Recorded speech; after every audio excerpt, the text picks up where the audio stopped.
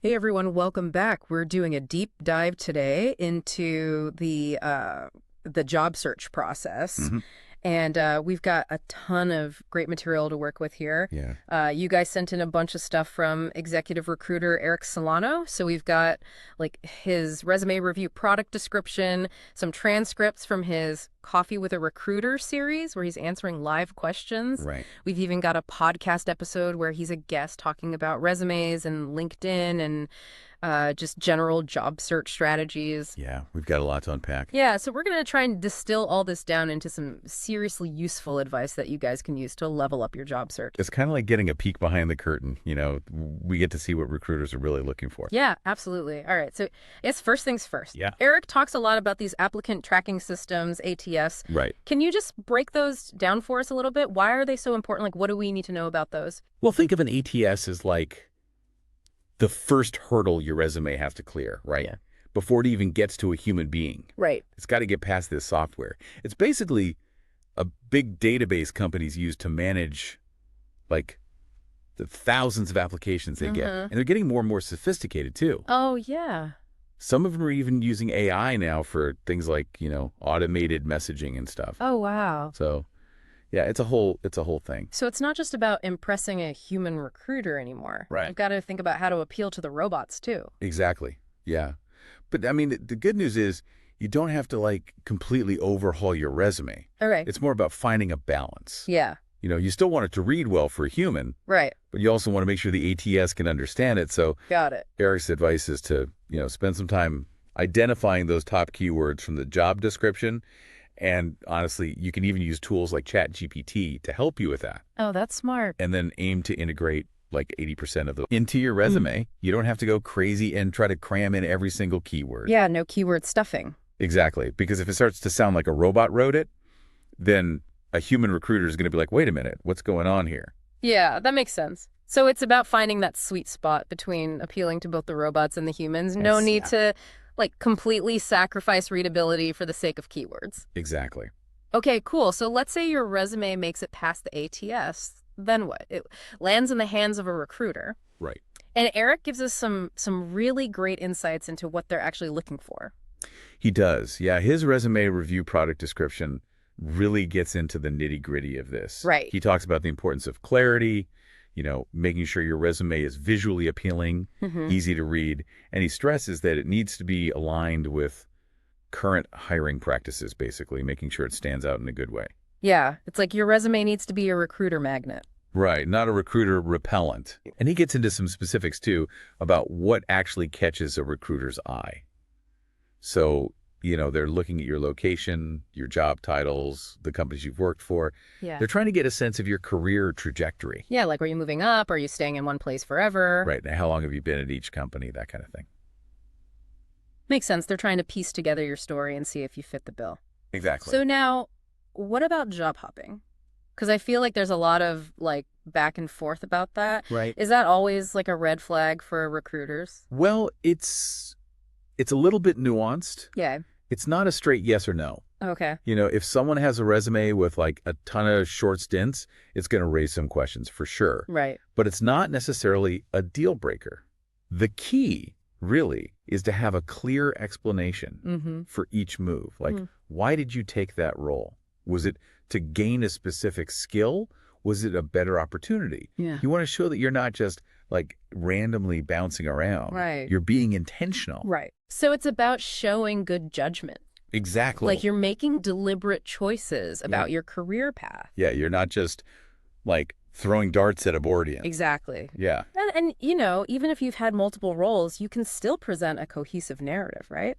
It's about how you tell your story. Yeah, okay, so speaking of companies, there's this whole thing about big brand names Ugh. and are they always a golden ticket, Yeah, everyone says you got to have the big names on your resume. Yeah, I've definitely heard that. But, Eric actually pushes back on that a little bit. Okay. He says that while big brand names can definitely catch a recruiter's attention, Yeah. it's not always the most important thing. All right. It really depends on the specific company and the role that you're targeting, right? Okay. So, for example, if you're applying to a startup, Mm-hmm. they might be more interested in specific experiences or transferable skills that you gained Right. at a large company, Yeah. rather than just the name recognition itself. So it's not just about chasing the biggest name, but it's about like understanding how your experience actually aligns with what they need. Right, exactly. Okay, that makes sense. All right, so then what about resume length? Is the one-page rule still a thing? Oh, man. That's $1 million question, isn't it? I know, I hear so many different things. Me too. It's like one person says one page is an absolute must. The next person says it's totally outdated. Yeah, like what is the deal? Well, Eric has a pretty refreshing take on this. Okay. He actually says that if you have relevant experience and content, even older experiences that are still pertinent, you should include them. Okay. It's more about quality over quantity. Okay. And sometimes that means going beyond a single page. So no need to like cut out valuable information just to squeeze it onto one page. Right, exactly. If it's relevant, keep it in. Exactly, yeah. Okay, I like that. All right, so let's shift gears a little bit and talk about LinkedIn. Okay. Because Eric seems to be a big fan of using that for your job search. He is. It sounds like it's more than just like having a profile up there. Right. Like, what are some of the key takeaways about LinkedIn from Eric's perspective? Well, he emphasizes that recruiters often look at LinkedIn first Oh, really? to learn more about a candidate Wow. beyond just what's on their resume. So it's a way to get like a more well-rounded view of you. Exactly. Yeah, you get to showcase a little bit more of your personality. And like your interests and stuff too, right? Yeah, and he specifically calls out the About section as a prime opportunity to stand out. Yeah. What's his advice for using that space? He says, don't be afraid to break free from that, like, dry, factual tone of a resume Mm-hmm. and let your personality shine through. Right. Showcase your interests, your passions, even if they're outside of work. Yeah, make yourself a human being. Exactly. Not just like a list of skills. Right. And he also suggests using storytelling techniques to, like, craft a more compelling narrative around your career journey. Mm. You know, think of it like your elevator pitch, but in written form. Okay, so you're painting a picture of like who you are as a person, Yeah. not just what you've done. Right, exactly. Okay, cool. So we've talked about ATS optimization. We've talked about crafting a standout resume. Right. We've talked about leveraging LinkedIn. Like, what else is high on Eric's list of like job search must-dos? Well, if there's one thing he repeats constantly, it's the importance of networking and building relationships. It seems like everyone says that. They do. But what does it actually look like, you know? Especially in today's like digital world, how do we network effectively? Well, he actually gives some really concrete strategies, and the first one is to, target your networking efforts. Okay. Be strategic about who you're connecting with. Mm-hmm. So identify and connect with recruiters who specialize in, your industry, your role, your seniority level, Okay. even your region. So don't just like spray and pray with LinkedIn requests. Exactly, yeah. It's about quality over quantity. Okay. And what else? And he also stresses that you can't just like passively connect on LinkedIn and call it a day. Right. You got to actively engage with people. Mm-hmm. Engage with their content, participate in conversations, build genuine relationships over time. So you're cultivating a network Exactly. that can actually support you, Right. not just like racking up connections. Yeah. Now, Eric also talks about tapping into the hidden job market. Mm-hmm. What exactly is that and how do we access it?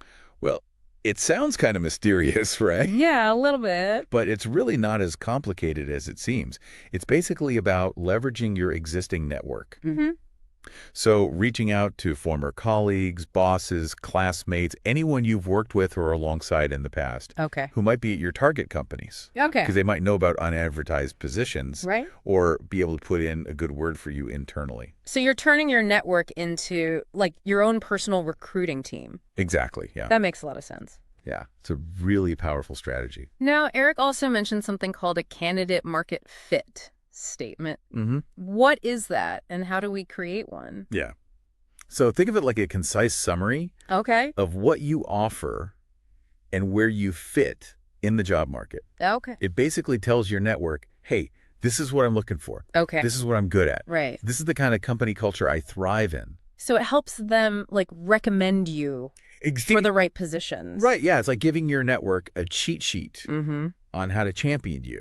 So instead of just saying, hey, I'm looking for a job, you're giving them like specific information Yeah. to work with. Right. Yeah. Okay, cool. Makes you more memorable Right. and helps them advocate for you more effectively. Yeah. All right. So let's shift gears a little bit and talk about something that can be kind of well, a little awkward, but it's important to navigate, and that's those games that recruiters sometimes play, Right. even unintentionally. Yeah. It's not always malicious. But it can feel like we need to be like mind readers or something. Yeah, I know, right? So, what are some of these games and how can we decipher them? Okay, well, one common one is ghosting. Yeah.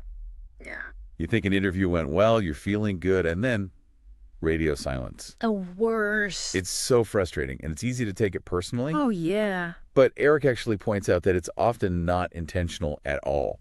Okay. Recruiters are juggling like a million things at once. Right. They might be swamped, they might be on vacation, they might have even left the company entirely. So don't automatically assume it's like a reflection on you. Right, exactly. Or your qualifications. Don't take it personally. Okay. Instead of getting discouraged, follow up strategically. Okay. Send a brief, polite email, check in, reiterate your interest. So persistence pays off. It does, yeah. Okay. What are some other games to be aware of? Another one is probing for other opportunities. So a recruiter might ask you about other interviews you're having or offers you've received. Right. It can feel like a pressure tactic. Yeah, like they're trying to, like... Yeah, but Eric suggests that it's often just a way for them to gauge your market value, Okay. the urgency of their hiring process, and how serious you are about their specific opportunity. So it's not always about, like, trying to play hardball. It's Yeah. more about, like, gathering information. Yeah, exactly. So how should we handle those kinds of questions? Be honest, but be strategic. Okay. You don't have to reveal all the details of your job search, Right. but be prepared to discuss your overall strategy and your level of interest in this particular role. Okay, so it's a balance between transparency and, like, protecting yourself. Right, exactly. Got it. What else? Another game to be aware of is those conversations that seem to go on forever, Oh, yeah. way beyond like the typical interview questions. That's right. You start to wonder, like, are they just being chatty or is there some like hidden agenda here? I definitely had those. It can be confusing, Yeah. but Eric suggests that it could be a number of things. They might be trying to build rapport, assess cultural fit, Mm-hmm. gather more personal information about you, or they might just be inexperienced Okay. and, overcompensating a little bit. So it's not always a test. Right. It could just be them trying to connect. Exactly, yeah. Okay. And it's a two-way street too, right? It is. Like you can use that time to learn more about the company. Absolutely, yeah. Okay, so let's talk about standing out Okay. as a candidate. Yeah. Like, what are some of Eric's key pieces of advice for making a memorable impression? Well, he really emphasizes showcasing your passion, Okay. adding value to conversations and using your time off productively. Right. These are all ways to show that you're not just like going through the motions. Right. You're genuinely invested Right. in this field and in this company. So it's like going the extra mile. Right. What are some like concrete ways to show that? Well, asking insightful questions is a great start. Okay. Don't just ask stuff you can easily Google. Right. Show that you've put in the effort to really understand the role in the company. So add value to the conversation. Exactly. Don't just take up space. Right. What else? He also recommends being proactive Mm-hmm. about addressing any potential concerns. Okay. So if you know there's something on your resume that might raise a red flag, Yeah. don't try to hide it. Right. Acknowledge it head on and offer a strong counterpoint or explanation. So own your story. Exactly. Frame it in a positive light. Right. Okay, I like that. Yeah, it shows self-awareness Mm-hmm. and problem-solving skills. What else? And finally, treat recruiters as partners, Right. not just gatekeepers. Yeah. Keep them informed about your progress. Debrief after interviews. Mm-hmm. Build a collaborative relationship. So work together towards a shared goal. Right. So let's face it, the job market, it can be rough, Oh, yeah? especially right now. Especially right now. And Eric acknowledges that. And he stresses the importance of resilience Mm-hmm. and adaptability. For sure. So what are some strategies for navigating a challenging job market? Flexibility is key. Okay. Be open to positions that might be a little bit below your desired level, especially if you're, under financial pressure. Right. Focus on how your experience can add value, even in a different role. So it's like taking a step back Mm-hmm. to take 2 steps forward. Exactly. Okay. He also suggests exploring fractional or contract work Mm-hmm. as a viable alternative, particularly if your resume shows a pattern of shorter-term roles. All right. It can help you gain experience in a new area, Right. demonstrate your ability to adapt to different environments. Okay, and just be sure to label those positions clearly on your resume and LinkedIn. Yes, definitely. So there's no confusion. Yeah. Okay, cool. Yeah. Now, what about like career pivots? Is that even realistic in a tough market? It's definitely more challenging, Okay. but it's not impossible.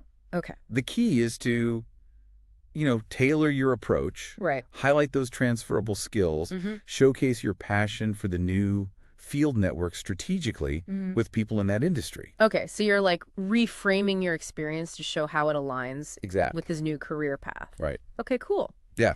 Now, you mentioned earlier that Eric talks about these candidate archetypes. What are those and why are they important?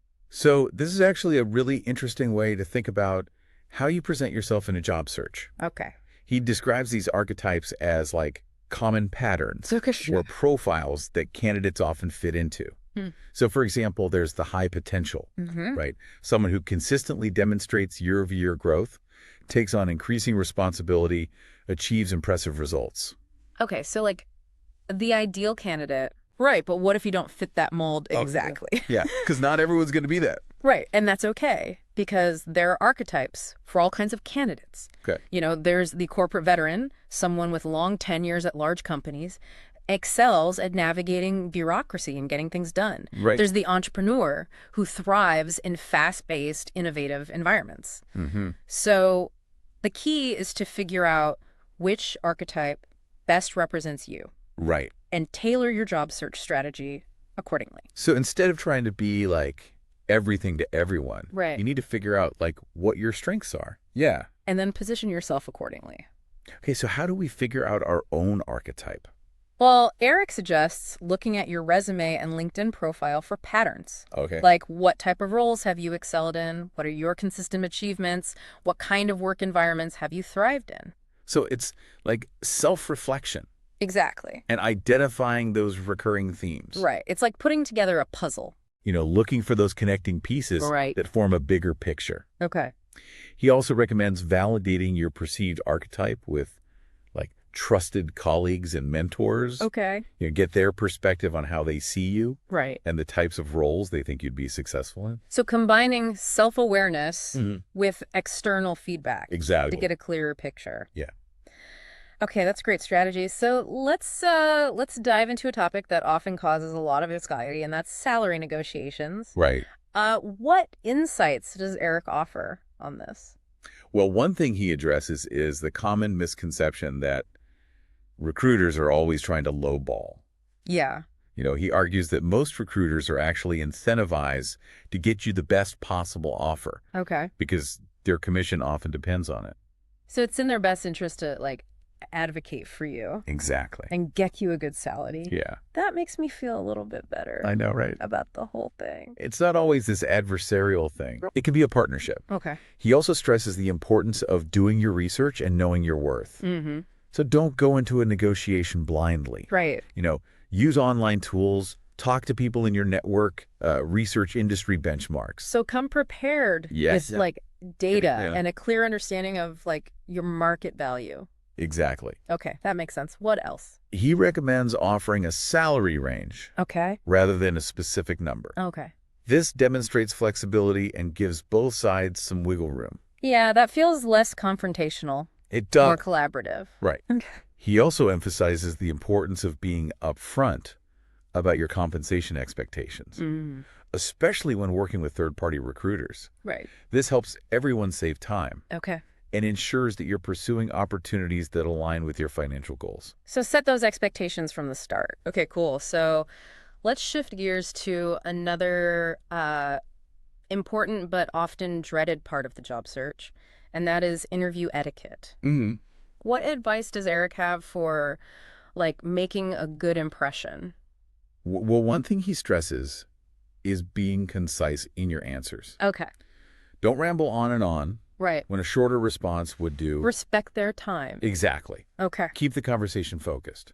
And I imagine that's especially important in a virtual interview setting. Oh, absolutely. Yeah. Where it's so easy to get sidetracked or something. Yeah. For sure. What else? He also recommends asking insightful questions. Right. This is your chance to gather information, demonstrate your curiosity, show that you've done your research. And again, like we talked about earlier, it's about adding value Exactly. to the conversation. Right. Don't just ask questions for the sake of asking questions. Right. Ask questions that are important to you, Yeah. that demonstrate that you understand the role in the company. Absolutely. What else? He also encourages candidates to be proactive about addressing any potential concerns head on. Okay. So don't shy away from perceived weaknesses or challenges. Mm-hmm. Acknowledge them directly. Right. Offer a strong counterpoint or explanation. So you're taking a potential negative Mm-hmm. and you're turning it into an opportunity. Exactly. Okay, I like that. Yeah, it shows that you're self-aware Mm. and that you can problem solve. Okay, anything else on the interview etiquette front? He reiterates the importance of treating recruiters as partners, Right. not just gatekeepers. Yeah. Keep them informed, debrief after interviews, build that collaborative relationship. Working towards a shared goal. Exactly. Okay, cool. Now, before we wrap up this first part of our deep dive, I want to pose a question to you. Okay. Imagine you're a recruiter and you're sifting through a stack of resumes. Mm-hmm. What are some things that would make a candidate stand out in a good way? Oh, that's a great question. What would make you want to learn more about them? Let me think for a second.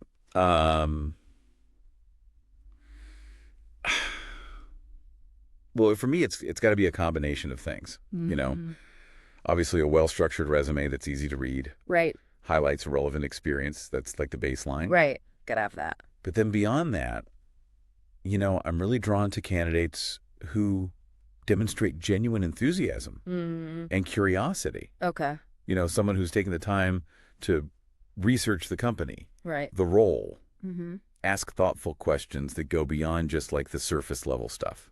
So it's not just about checking the boxes. It's Right. about showing that you're like really interested. Exactly. Like you care. It goes back to what we were talking about with like building relationships. Mm-hmm. I'm much more likely to remember and advocate for a candidate Right. who has taken the time to connect with me authentically, whether it's, engaging with my content on LinkedIn or sending a personalized message that shows they've done their homework. So it's about making a genuine connection, not just like trying to get something. Right. Okay, cool. Now, Eric also talks about the importance of understanding your why. Yes. When it comes to your job search, can you elaborate on that a little bit? Yeah, so he's talking about having a clear sense of your career goals, your motivations, what truly drives you. Okay. And when you understand your why, it really informs every aspect of your job search. Right. From the roles you pursue to the way you present yourself in interviews. So it's not just about finding any job. Right. It's about finding the right job. Exactly. Yeah. One that aligns with like your values, your passions, your long-term goals. And when you can articulate that why clearly and compellingly, it makes you a much more attractive candidate. Right. It shows that you're not just looking for a paycheck. You're genuinely invested in your career and excited about the opportunity to contribute. So it's about finding that intersection between what you're good at, what you enjoy, and what the company needs. Right, exactly. Yeah, okay. So before we wrap up this deep dive, I want to circle back to something we touched on earlier. Okay. And that's that fear of being perceived as like out of touch or overqualified, Right. especially for like people who've been in the workforce for a while. Yeah, that's a common concern. Yeah. So does Eric have any advice for like how to address those concerns? He does. He actually encourages candidates to showcase their passion, Okay.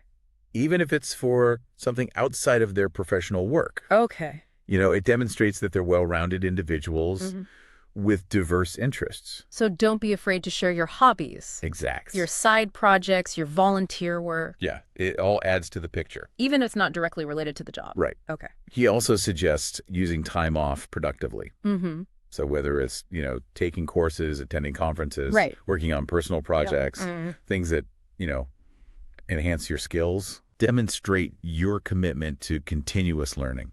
So even during periods of unemployment, it's important to like stay active. Yes, definitely. Stay engaged. Keep learning. Okay. It shows initiative and a desire to, stay ahead of the curve, Right. which is always a good thing.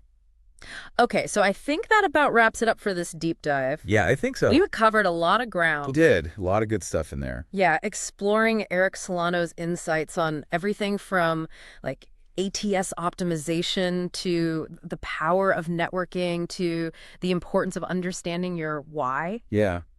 And I really hope these insights have been valuable and empowering for you guys. Thank you. Yeah. You know, the job search can be a tough process. You can. But with the right knowledge, strategies, and mindset, Mm-hmm. you can definitely navigate it successfully. Yes. And land that dream role. You got this. You do. All right. Well, thanks for joining us on this deep dive. Yeah, thanks for having me. And we'll see you next time. Yeah, it's like, you know, for some people, they might think, oh, I've been out of the game for a while. Mm-hmm. Is it okay to, like, talk about my, you know, passion for underwater basket weaving or whatever? Right. And Eric actually says, yes, go for it. Really? Yeah. Okay. Because it shows that you're like a well-rounded person. Right. You have interests outside of work. Mm-hmm. It makes you more interesting, more memorable. So it's not just about like your professional achievements. Right, exactly. It's about like who you are as a person. Yeah. And it shows that you're not just like this one-dimensional work robot. Right. You know, you have passions, you have things that you care about. Okay, cool. So I think we've covered pretty much everything Yeah, I think we hit all the major points. from Eric's advice. You did. And I hope you guys found this helpful. Me too. Yeah. Yeah, it's been fun to dive into all this. Yeah, absolutely. And I think there's some really valuable stuff in here. Yeah, I mean, even if you're not actively job searching right now, Mhm. I think a lot of this advice is just like good to keep in mind. Absolutely. It's all about, you know, understanding the process Right. and positioning yourself for success. Yeah, always be ready. Always be ready. Awesome. Well, thanks again for joining us. Yeah, thanks for having me. And we'll catch you guys next time.